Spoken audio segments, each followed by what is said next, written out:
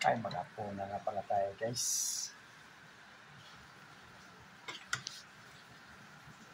Ito palang ulo namin, guys. Tinula ng manok. Hindi na makita, guys. Bago kasi niluto, guys.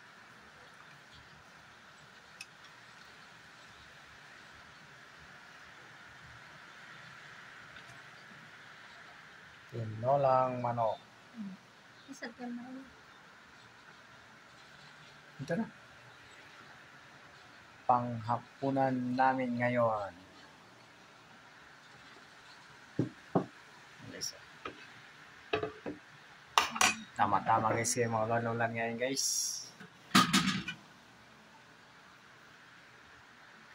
Guys. Tara, guys. Kaya tayo, guys.